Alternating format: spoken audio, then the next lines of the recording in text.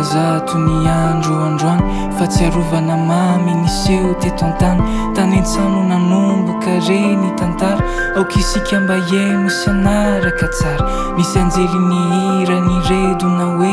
aleloia hosana hosana hosana mandehana vangio fa voateraka ry lay mpanjaka lehibe atao hoe Kristy de nanaingy ireo mpiaraka andro ravonandre tonga taoko ny magy efa liny elabe indro zaza matory ao anaty lovia fihinanany omby tokotso sefa sy mare de niondrika ny olo nafany tsokazy de nanolotrakado tsikado azy sokohira sikalo fizay nombay joyeux anniversaire Jesosy tomponay arabaninao Jesosy tonga soinao Jesosy nateraky anao de tonga nofody ravony fody dia misosy lalalala arabaninao Jesosy tonga soinao Jesosy irairaiky alohanao anandratranao maraina vavao sy lalalala arabaninao Jesosy tonga soinao Jesosy nateraky anao kandao alerafiky itsinone tonga arabaninao Jesosy tonga soinao Jesosy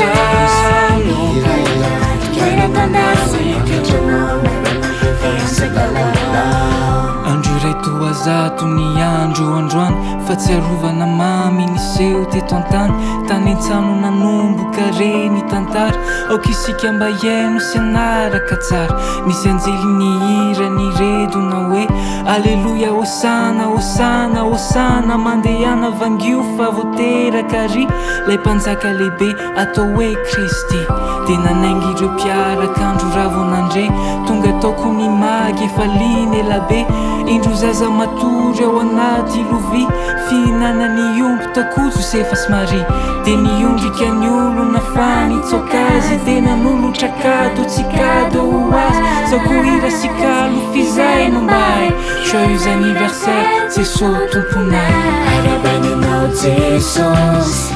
tonga soinao Jesosy nateraky anao de tonga nofody ravony fody dia misosy lalalala arabaninao Jesosy tonga soinao Jesosy irairaiky alohanao anandratranao maraina vavao sy lalalala arabaninao Jesosy tonga soinao Jesosy nateraky anao kandao alerafiky dia misosy lalalala arabaninao Jesosy tonga soinao Jesosy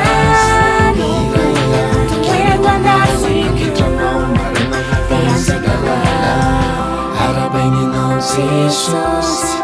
tonga soinao Jesosy